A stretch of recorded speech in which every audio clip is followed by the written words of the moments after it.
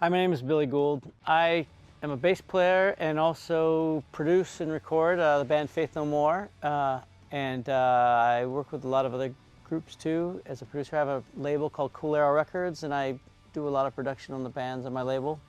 So it was I think about 3 years ago, I was at the NAMM show, and I'd heard about Jay-Z microphones from a friend of mine who's a violinist, which is interestingly enough. And so I remembered it because I actually wrote it down when he told me. He said it was this great mic he recorded, and he really liked the sound of his violin. So I was at the NAMM show, and I met the guys at Jay-Z, and just kind of talked to them about how they did things, and I picked up a couple of vintage 11s, V11s, and that's this mic right here. And it was really interesting. I really like it, actually.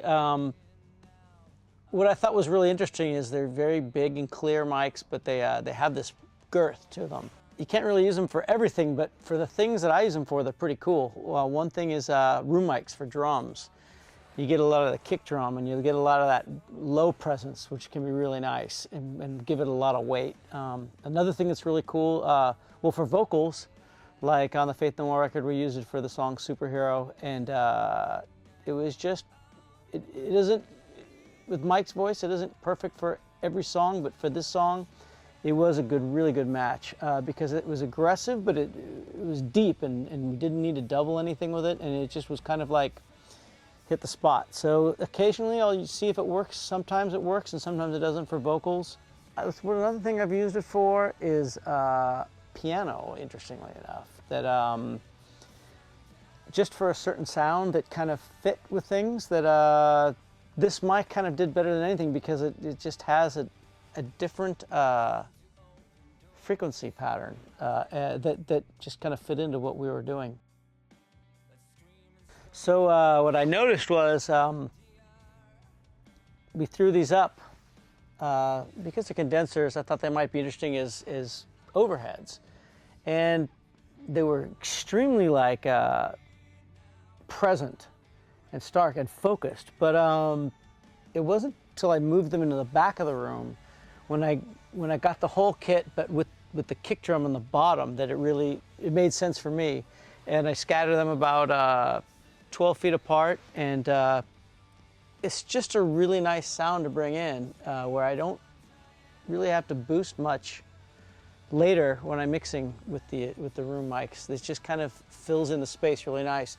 I mean, I don't know if you can see in here, but this room is really tall ceilings, and it's a great room for recording. It's not like your typical studio room, but it's got enough air where you can capture some of that, and this kind of keeps it solid.